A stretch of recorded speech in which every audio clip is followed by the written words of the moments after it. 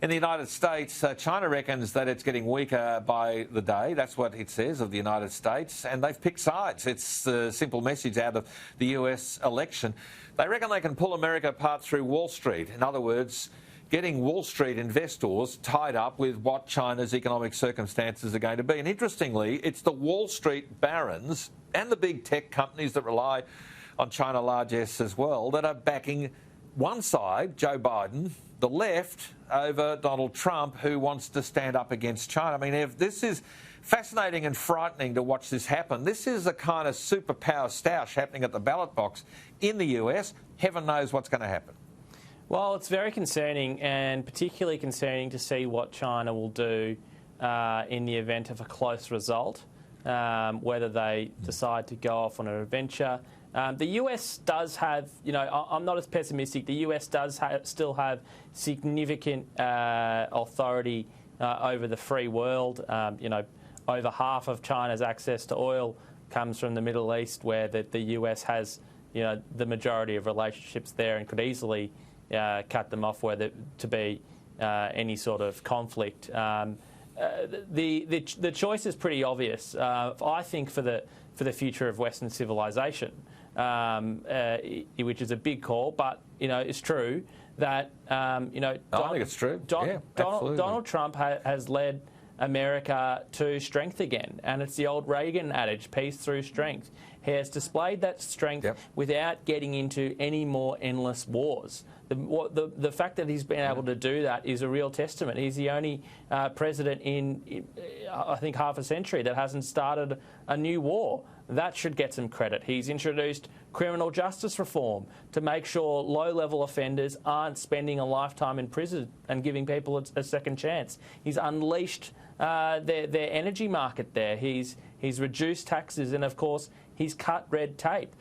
He started off saying for every 2 pieces of legislation and regulation he was going to remove 1, and now for every 1 removed, 1 regulation put in, 22 have been removed, which has led to an economic renaissance of the United States. And you saw those GDP figures, the growth of... unbelievable. It is. It's unbelievable, and hopefully people see that when they go to the ballot box.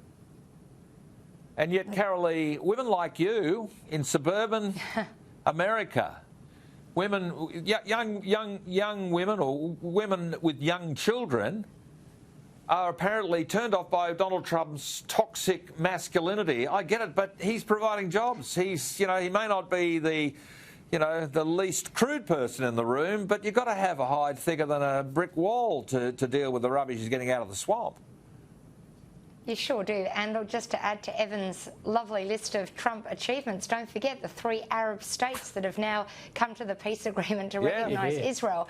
I hope that what happens is what happened 4 years ago, where people actually do their talking at the ballot box.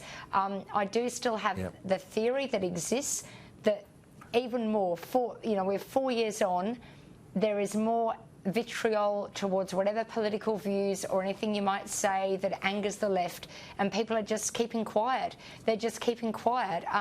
They don't want to be subjected to all this stuff. And at the end of the day, what Trump has done, everyone has good and bad points, but you're right. He did what he said he would do: make America great again. He hasn't deviated from any of the election platform promises that he took to the 2016 election.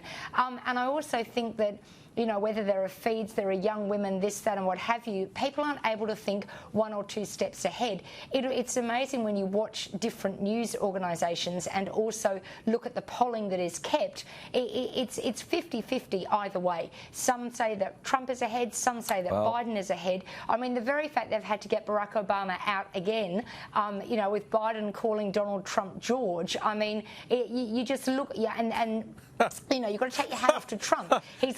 Exactly, that was unbelievable. And he's not leaving his house. You've at least got Trump, who is the president, who is doing all these rallies across America.